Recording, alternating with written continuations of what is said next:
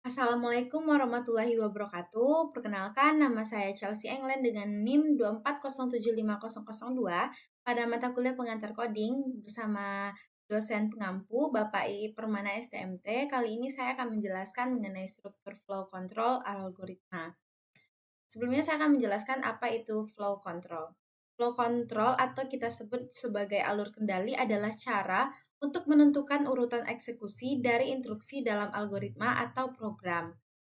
Ada 3 struktur dasar flow control. Yang pertama adalah struktur kontrol sekuensional, yang kedua adalah percabangan, yang ketiga adalah perulangan.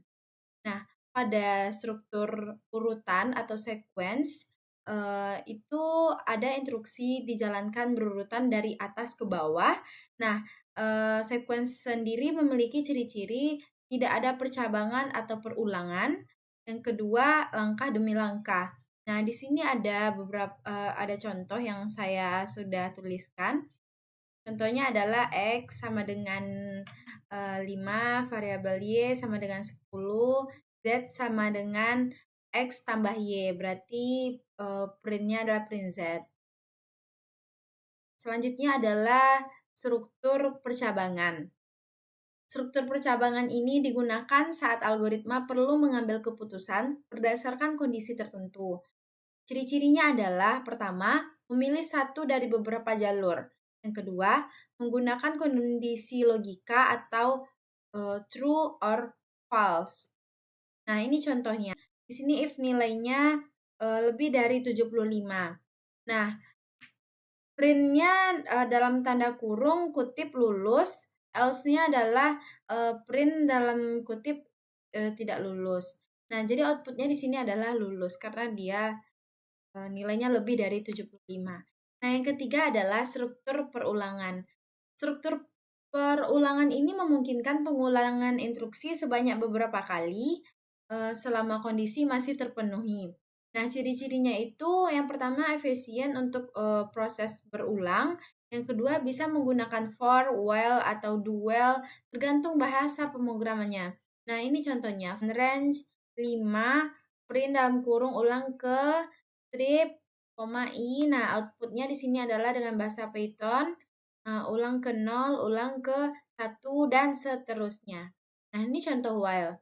While ini contohnya variabel X sama dengan 0, while X kurang dari 3, print dalam kurung, kutip nilai variabel X, titik 2, kutip lagi, koma X.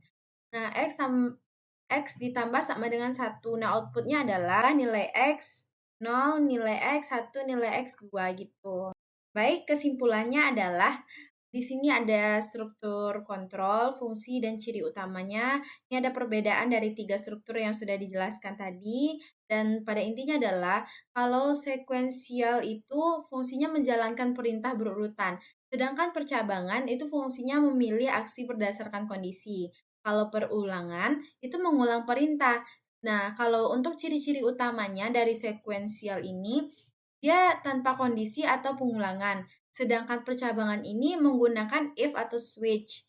Nah, yang perulangan ciri-cirinya menggunakan for atau while. Oke, baik. Kesimpulannya juga, struktur kontrol dalam pemrograman terdiri dari 3 jenis utama, sekuensial, percabangan, dan perulangan. Struktur sekuensial mengeksekusi perintah secara berurutan tanpa kondisi, sedangkan struktur dari percabangan memungkinkan program memilih jalur eksekusi berdasarkan kondisi tertentu.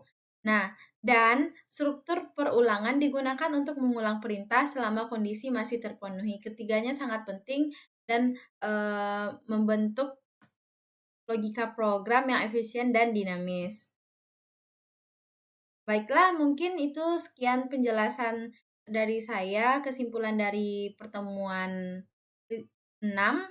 Mohon maaf jika ada kesalahan kata. Wassalamualaikum warahmatullahi wabarakatuh.